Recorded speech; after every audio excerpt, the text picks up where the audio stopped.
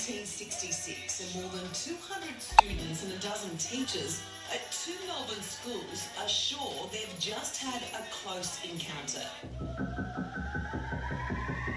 This is Australia's most famous UFO sighting. The object stayed on the ground for more than 20 minutes, then took off rapidly, and some say it was buzzed by 5 aircraft. The school children were warned never to speak of it, authorities telling them that flying saucers just don't exist. But 50 years later, witnesses insist they know exactly what they saw. Incredible. It was called the Westall incident, and the researcher for this UFO incident, Shane Ryan. Good morning to all of you, and thanks for joining us. Let's begin with Joy and Terry in Melbourne. Can you tell us what you saw? Yes, Natasha. I was out playing cricket on the oval at the time, and we noticed these three craft hovering above the school, which was a bit unusual. They definitely weren't aircraft. And then after about 10 minutes, we saw one go down into an area behind our school called the Grange, where we used to do our cross-country runs. So being a little bit of a rebel, as I was at school, I was one of the first to run through and jump over the fence and arrive at the Grange, and it was on the ground in front of me.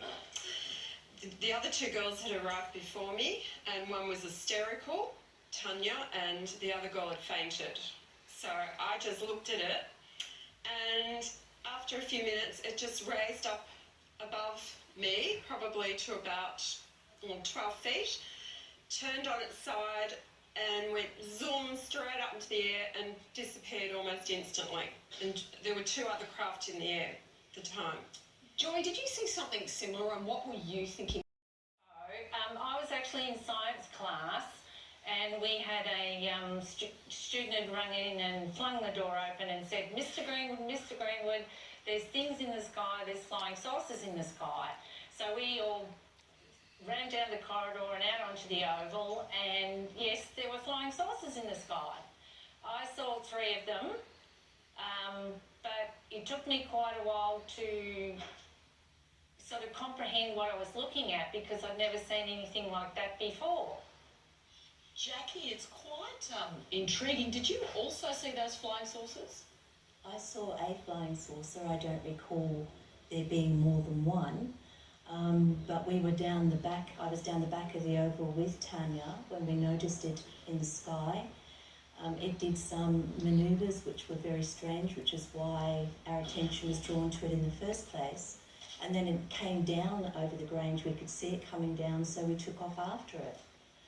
Tanya actually reached the craft, I believe. I didn't, because she came back screaming towards me, and then I ran back with her to the school. She got taken away in an ambulance, and that was the last time I saw her. And can you tell us a bit more about these craft? What colour were they? How big were they? Did they actually land, or were they just hovering above the ground? The craft I saw was silver in colour. It was round. It did come down on the ground. Even though I didn't see it on the ground, I saw the marks that it left appear to stand still. When it took off from the other aircraft that were buzzing it, it made them look as though they were at standstill. Right. And Shane, skeptics have dismissed the event as just the product of the fertile imagination of children. What's your response to that? Some skeptics have, and there are other skeptics, I think, who take a more serious look at a story like this, a story which has so much witness testimony. I'd like to begin by paying tribute to Joy and Terry and Jackie and all the other witnesses who have been brave enough to talk about this story. 96 witnesses so far have been happy to talk to me about the flying saucer that they saw. 147 people have come forward and spoken to me about the circles in the paddocks that were left behind by the flying saucer. So if you just look at those numbers alone, you realise we're looking at something pretty important. Now, remember, when we talk about UFOs, obviously in the general social consciousness, people think about extraterrestrial craft. UFO simply means unidentified flying objects. We don't know what an extraterrestrial spaceship, for example, would look like. Now, it just simply means something that was seen in the sky that nobody could easily identify. And I think we have to begin with that. Now, as interesting as a program as The X-Files is, and absolutely it is, I think this is a UFO story that all Australians need to know about, need to take seriously. Can I ask what happened to the girl? You took her back to the school, the one that was hysterical. Is it Tanya? And she went into the hospital, and then you went to visit her at her place, and they said she didn't live there. Yes, right. I went to her house the following day, and an English-speaking woman opened the door and said there had never been a Tanya living there. Now, the problem with that is that Tanya's parents didn't speak English to start with. I think they were Yugoslavian. So I've been to this house a lot of times and then was told, no, sorry, you're mistaken. Oh my God. So what's happened to her? Do you know if she disappeared? Have you had any contact with her? Do you know where she is and what happened? I have had no personal contact with her. I know one of the researchers has. She prefers to stay anonymous and not be involved in anything at all. She told the researcher that she had no recall of what had happened. And then there was a very odd story about her parents putting her in a convent for some reason that was, to me, totally ridiculous. That's it. And it was round, silver coloured. There were all lights around the bottom of it, no windows. It threw off a bit of a heat, and it was making a low buzzing sound. Did any of you at all witness anyone inside these unidentified flying objects? Did you see anyone? No. No. All right, Joy, Terry, Jackie and Shane, stay with us because we're going to chat with you more right after this short break. Now, we've heard firsthand from these accounts, but Australian authorities are actually accused of covering up what really happened. So what's the truth? Don't go anywhere. We'll return in just a minute.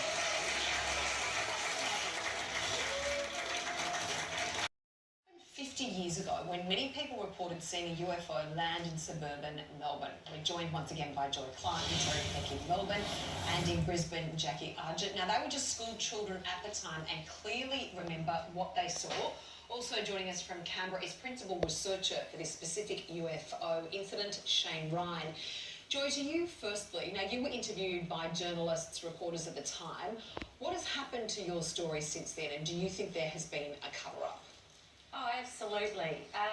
That film, I was interviewed by Channel 9 and at the front of the school, and a man walked up to me. He was in blue, so he may have been Air Force or perhaps police, I'm not sure.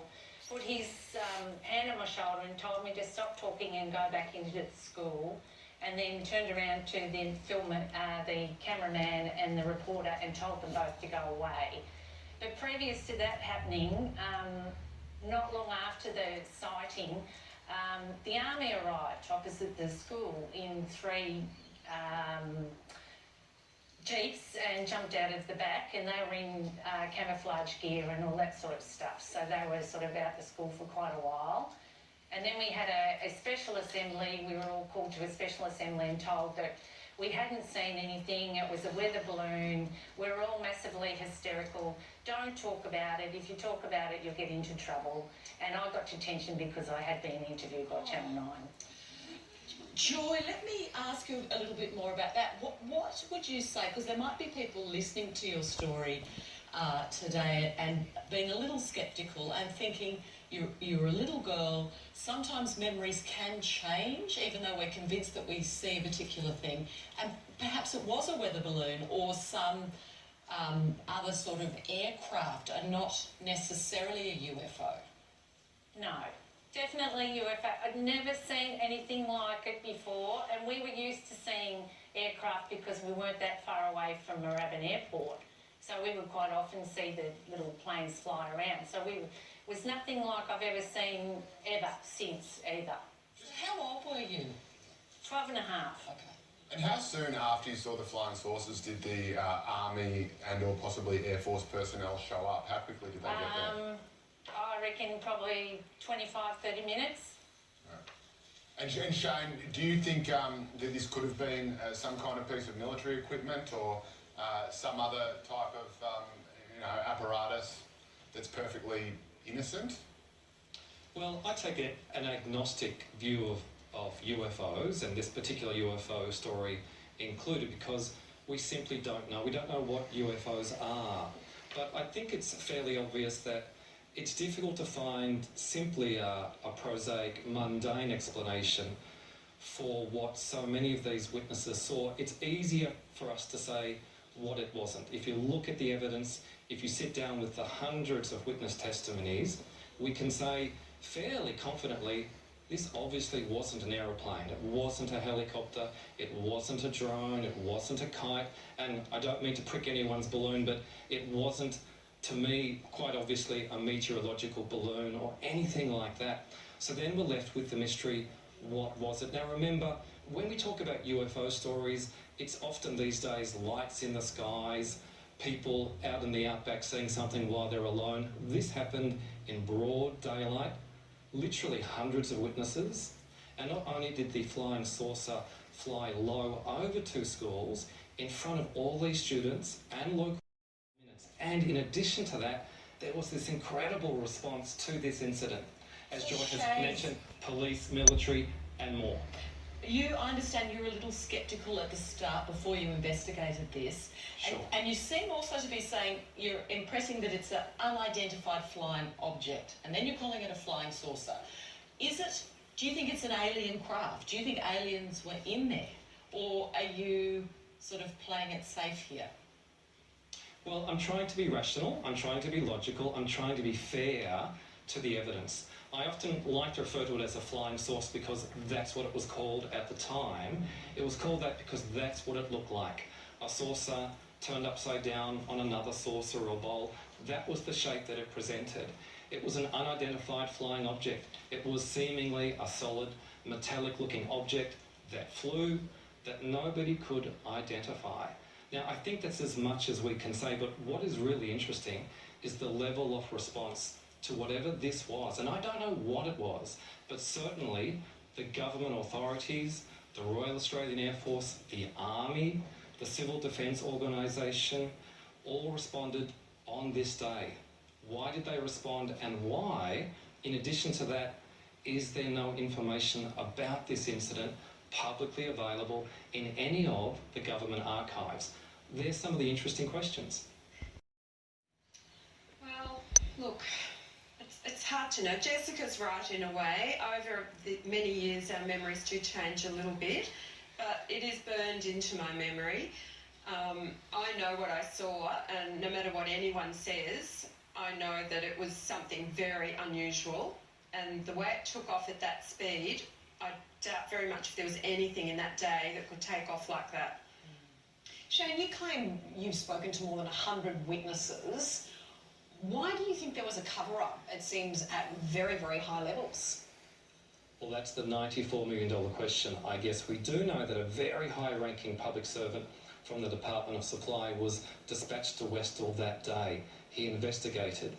And after that wonderful Australian documentary, Westall 66, a suburban UFO mystery, was aired on Australian television in 2010, his daughter contacted me and said, thank you for having that documentary made, because my father was there that day and he suffered for what he saw, and she and her brother, I've spoken to them both, really believe that his untimely death just 4 years later was connected with the stress that was applied to him because he tried to get answers to what happened. Why the cover-up? What could it possibly have been 50 years ago that would now be a threat to national security or anybody's reputation or any alliance with another country? Is that possible after 50 years? I think we need the answers. So, Jackie, do you think you'll ever find... Are you glad to have been able to speak out about this after so long? Do you feel relief? No, not really. I think the experience actually contributed to my demeanour as an adult, the way that I handle situations and the way that I respond in a critical situation in particular. So the bullying that those men that came to the school, which was definitely bullying now, has made me more resolved in the way I've lived my life. Is that the same for all of you? Yes and no. I think I've gone a little bit the opposite, where I've become more outspoken, and I don't take people's criticism and trying to tell me that I was crazy, because I know what I saw. So nothing will change my resolve. It's in my brain forever. Thank you so much for sharing your thoughts and your stories with us this morning. We really appreciate it.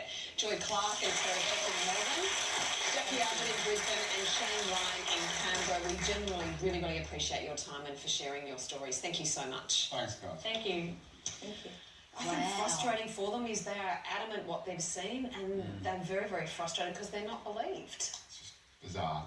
Let's find out now what's happening in the world of